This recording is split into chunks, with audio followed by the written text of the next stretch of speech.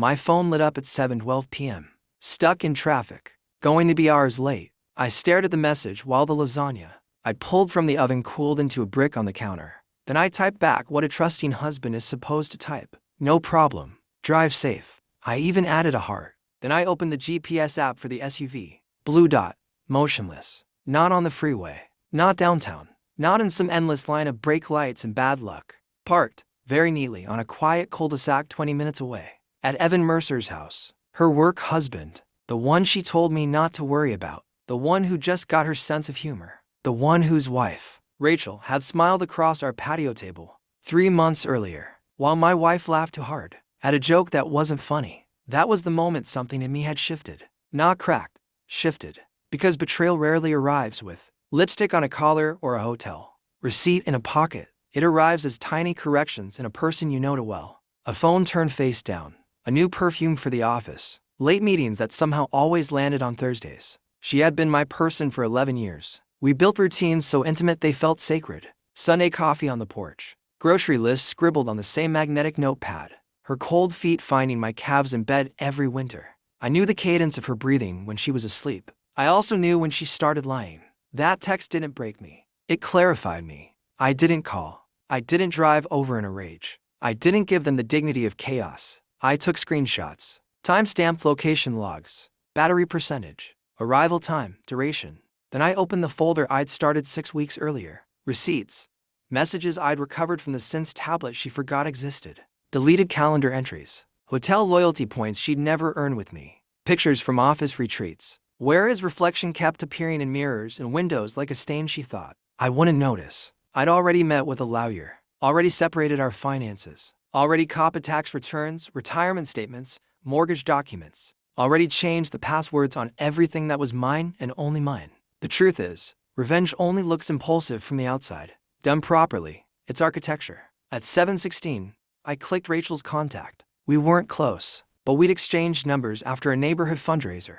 I sent one message. I'm sorry. You deserve the truth. Then I forwarded the live location. 3 dots appeared almost instantly. Then disappeared. Then came back. Are you sure? I sent the screenshots. No more words after that. Just silence. The heavy kind. The kind before weather breaks. At 8:03, my wife's location started moving. At 8:05, my phone rang. I let it ring. Then again. Then again. By the 4th call, she texted. Can you talk? I smiled for the first time all night. Busy. Thought you were in traffic. No response. At 9:11, the front door opened. She stepped inside looking like a woman who had just watched her second life catch fire. Mascara smudged. Hair hurriedly tied back. Coat half-buttoned. Behind her calm, I could see the panic of someone realizing the script had changed, and they no longer knew their lines. Where were you? I asked from the dining table. I didn't raise my voice. I didn't need to. She looked at the cold dinner. The lit candle burned low in the center. The table set for 2. Then she looked at me, and she knew. I can explain. That sentence. Always that sentence. As if context can disinfect betrayal. I slid my phone across the table. On the screen was the live location pin. Below it, Rachel's final message from 40 minutes earlier. He's packing a bag. I told him not to bother. Thank you.